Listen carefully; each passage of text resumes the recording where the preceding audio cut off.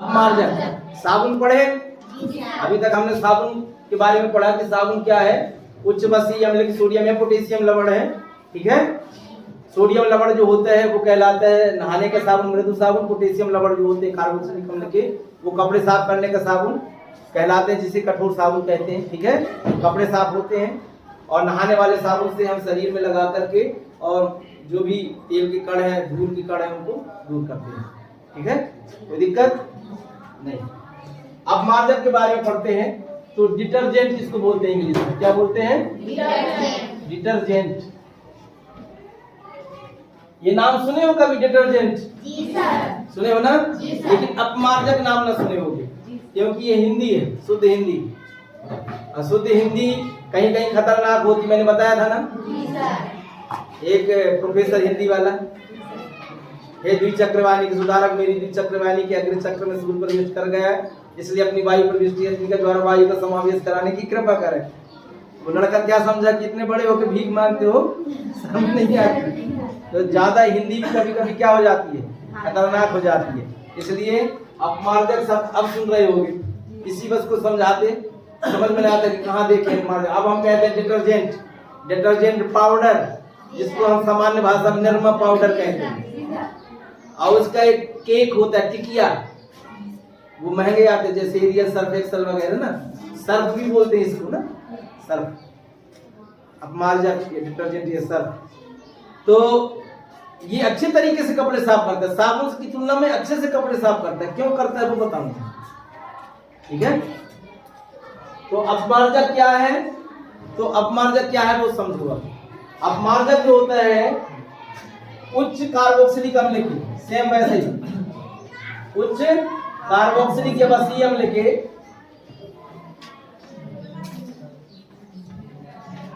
के सल्फोनिक लवण होते हैं। सल्फोनिक लवण, सल्फोनिक सोडियम लवण, ये होते हैं। सल्फोनिक एक नया चीज आ गया, बस हो गया, बाकी वही है। सल्फोनिक लवण, सल्फोनिक अम्ल रहते हैं, सोडियम लवण होते हैं। अब सल्फोनिक क्या है? उच्च बसीय अम्ल। ये सेम वैसे ही हाइड्रोकार्बन वाला भाग जो हमने साबुन में पढ़ा था, इसके साथ यहाँ पर होता है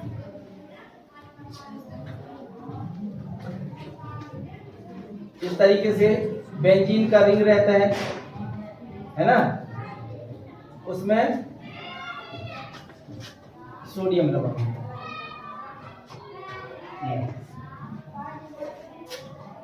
सल्फोनिक लवण, ये है अपमार्जक। क्या है? इसमें भी दो भाग हैं। एक है ये कौन सा वाला भाग है? हाइड्रोकार्बन वाला भाग, ठीक है। और दूसरा भाग कौन सा है? कौन सा भाग है? आयनिक भाग। सेम उसी की तरह जैसे साबुन में बताए थे, ये क्या होगा? जल विरागी होगा। ये भी जल विरोधी है, जल विरागी। ये जल स्नेही बोल, यहाँ नया शब्द जोड़ देता हूँ, जल स्नेही, जल से स्नेह करने वाले है, जल रागी। हाइड्रोफिलिक पार्ट रहता है आयनिक भाग, ये कहलाता है हाइड्रोफोबिक भाग। सेम, पर ये अपमार्जक बनाने की जरूरत क्यों पड़ी? साबुन में ही काम चल जाता। पर साबुन जो है वो कठोर जल में झाग उत्पन्न नहीं करता, कपड़ों को साफ अच्छे तरीके से नहीं करता।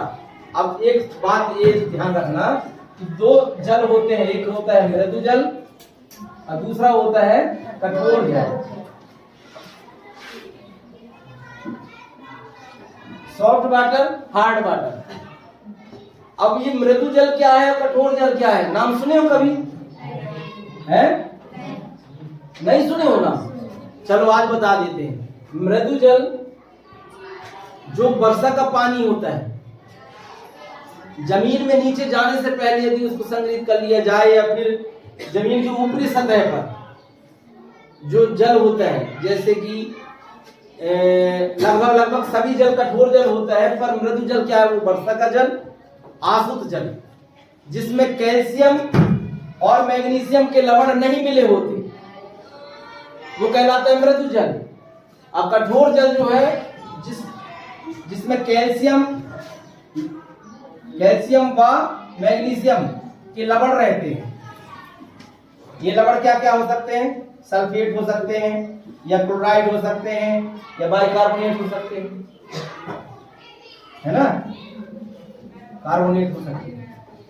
कैल्शियम सल्फेट या कैल्शियम क्लोराइड या कैल्शियम कार्बोनेट, मैग्नीशियम सल्फेट या फिर मैग्नीशियम क्लोराइड या फिर मैग्नीशियम कार्बोनेट, ये लवण यदि मिल गए पानी में, सीधी सी बात इतना दिमाग लो, खनिज के लवण यदि मिल गए पानी में तो वो कठोर जल कहलाता है। जैसे हैंडपंप का पानी नीचे से आता है, बोर का पानी, उसमें देखे होगे कि कपड़े अच्छे तरीके से साफ नहीं होते।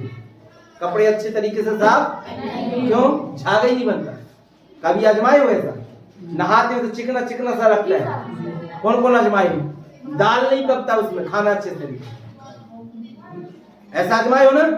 उसका कारण क्या है कि वो उसमें क्या मिले हुए हैं? कैल्शियम मैग्नीशियम के लवण मिले होते हैं।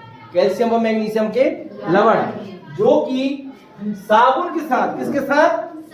साबुन के साथ अविलेय पदार्थ बनाते हैं, जिससे साबुन अच्छे तरीके से साफ नहीं कर पाता कपड़ों को, या फिर शरीर में झाग उत्पन्न नहीं करता। साबुन जो है, साबुन किसके साथ? कठोर जल के साथ। किसके साथ? कठोर जल के साथ क्या बनाता है? अविलेय पदार्थ। ये अविलेय पदार्थ बनाता है, जिसके कारण वो साफ नहीं होता। साबुन कठोर जल में क्या बनाता है? कठोर जल के साथ मिलकर अविलेय पदार्थ, मतलब घुलता नहीं है जो पानी में, तो कपड़े साफ अच्छे से नहीं होगा, शरीर के मैल दूर नहीं होंगे, या फिर खाना जो बना रहे हैं दाल वगैरह वो अच्छे से पक नहीं पाते।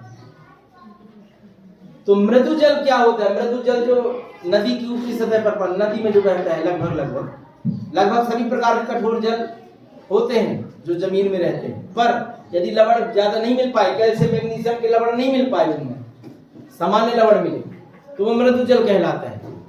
ठीक है, उसमें कपड़े अपने साफ हो जाते हैं बढ़िया, लगभग नदियों के पानी में हो जाता है ना। लेकिन बोर के पानी में जो ज्यादा नीचे से आते हैं, जिसमें लवण मिल चुके, कभी कभी ये भी होता है कि हैंडपंप के पानी में साफ हो जाते हैं। क्यों? क्योंकि उसमें लवण नहीं मिल पाती, ज्यादा कम मात्रा में मिलते हैं, फिर भी साफ हो जाता है। कई जगह के पानी में बिल्कुल साफ नहीं होगा, एकदम चिकनाहट सी लगेगी। तो मृदु जल क्या है? मृदु जल वर्षा का जल या आसुत जल, या वह जल जिसमें कैल्शियम मैग्नीशियम के सल्फेट क्लोराइड कार्बोनेट नहीं मिल पाते, लवण नहीं मिल पाते। ठीक है, वो मृदु जल है। मृदु जल कहाँ पाया जाता है? जमीन की ऊपरी सतह में, या वर्षा का जल, या फिर आसुत डिस्टिल्ड वाटर। ठीक है ना। कठोर जल, लगभग सभी जल कठोर जल होते हैं जो भूमि में रहते हैं। कुएं का पानी, झरने का, या बोर से, हैंडपंप से जो आता है, समझ में आ गया ना? वो कौन सा जल है? कठोर जल। उसमें कठोरता किस कारण से आई है? कैल्शियम और मैग्नीशियम के लवण के कारण। कैल्शियम और मैग्नीशियम क्या तो सल्फेट होंगे, या क्लोराइड होंगे, या फिर कार्बोनेट होंगे। ठीक है, कठोर जल का मतलब ये नहीं समझना कि वो जल जो बहुत कठोर हो, पत्थर की तरह है। नाम दिया गया है खनिज लवण की मात्रा मिल जाने के कारण। ठीक है रुक्मणी? हाँ, मृदु जल, सॉफ्ट जल मतलब बहुत कोमल होता होगा, और कठोर जल बहुत कठोर होता होगा, ऐसे इससे मतलब नहीं है। वो नाम इसलिए दिए गए हैं, ये मिले हुए खनिज लवण की मात्रा के आधार पर। तो अपमार्जक क्या करता है कि साबुन जो है कठोर जल से अविलेय पद, मतलब कपड़े साफ अच्छे से नहीं करता साबुन, तो अपमार्जक कर देता है। अपमार्जक जो है कठोर जल के साथ भी अविलेय पदार्थ नहीं बनाता, तो क्या हो जाता है? कपड़े साफ अच्छे तरीके से हो जाते हैं। ये बहुत बड़ा अंतर है साबुन और अपमार्जक में। कभी कभी प्रश्न आता है कि साबुन से बेहतर अपमार्जक होता है क्यों, या अपमार्जक साबुन से बेहतर कपड़े साफ करता है क्यों। या प्रश्न आता है इसी को दूसरे तरीके से कि साबुन कठोर जल के साथ झाग उत्पन्न नहीं करता या कपड़े को साफ नहीं करता क्यों। सबका उत्तर एक ही है कि साबुन जो है कठोर जल के साथ अविलेय पदार्थ बनाता है, जिससे कि कपड़े साफ अच्छे तरीके से नहीं होते। लेकिन अपमार्जक डिटर्जेंट जो होता है, ठीक है, देखे होगे, पढ़े होगे ना, डिटर्जेंट केक, कपड़े साफ करने वाले साबुन में लिखा रहता है जो महंगे आते हैं, डिटर्जेंट केक लिखा रहता है। केक मतलब टिकिया, कईयों में लिखा रहता है महंगे पाउडर में, निरमा पाउडर में। निरमा पाउडर, निरमा तो एक कंपनी का नाम है, फिर भी सब पूरे पाउडरों को, वॉशिंग पाउडर को हम निरमा ही निरमा बोलते हैं, है ना। धावन पाउडर, सोडा, कपड़े साफ करने का सोडा, है ना। वॉशिंग पाउडर, तो वॉशिंग पाउडर की कंपनियां हैं अलग अलग, उनमें से निरमा एक कंपनी है जो पहले चलती थी, वही आज प्रचलन में है, जिसको हम सभी वॉशिंग पाउडर को क्या कहते हैं, निरमा पाउडर। निरमा पाउडर के कई नाम है, एरियल भी होता है, सर्फ एक्सेल भी होता है, रिन भी होते हैं और टाइड भी होता है। इसके अलावा और बहुत सारे होते हैं और सामान्य भी आते हैं लोकल, है ना। वो कपड़े साफ अच्छे से नहीं करते क्योंकि वो बेहतर नहीं होते क्वालिटी में। तो जो डिटर्जेंट होते हैं उनमें लिखा रहता है detergent powder, washing powder, detergent washing powder. तो अपमार्जक है वो, मान के चलो, वो सल्फोनिक लवण होते, सोडियम लवण, ठीक है। तो ये बेहतर होता है, क्यों होता है, साबुन से बेहतर क्यों होता है, क्योंकि ये जो अपमार्जक है कठोर जल के साथ भी मिलकर के अविलेय पदार्थ नहीं बनाता, तो कपड़े साफ अच्छे से हो जाते हैं। बस ये कई चीज है, ध्यान रखना कि अपमार्जक कठोर जल के साथ भी झाग उत्पन्न करता है, ठीक है। और जबकि साबुन कठोर जल के साथ झाग उत्पन्न नहीं करता। झाग उत्पन्न नहीं करता मतलब अविलेय पदार्थ बनाता है, मतलब कपड़े साफ या शरीर साफ अच्छे से नहीं होता, ठीक है। कोई दिक्कत नहीं। अब देखो ये अपमार्जक कैसे साफ करता है मैं बता रहा हूं, ठीक है। सबसे बड़ी ये जो बात है अपमार्जक का,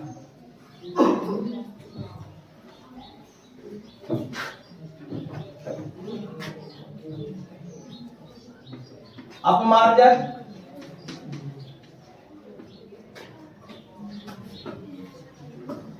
कैसे कार्य करता है, तो वो बता रहे हैं कैसे कार्य करता है, काम कैसे करता है, ठीक है। देखो दो भाग होते हैं, मैंने पहले ही बताया, एक होता है हाइड्रोकार्बन वाला भाग, दूसरा होता है आयनिक वाला भाग, ठीक है। ये आयनिक भाग है और ये हाइड्रोकार्बन वाला भाग है, ठीक है। हाइड्रोफोबिक, हाइड्रोफिलिक, ठीक। आयनिक भाग इसी को हम बताएंगे, देखना हाइड्रोकार्बन वाला भाग, ये जल विरागी और ये जल रागी। इसको हम ऐसे भी समझे, आयनिक वाला भाग को इस ऐसे समझे, ये सोडियम लवण है, तो ये आयनिक भाग है और ये हाइड्रोकार्बन वाला भाग, ठीक। तो ये मिसेल संरचना बनाता है, मिसेल कैसे, इस तरीके से देखो,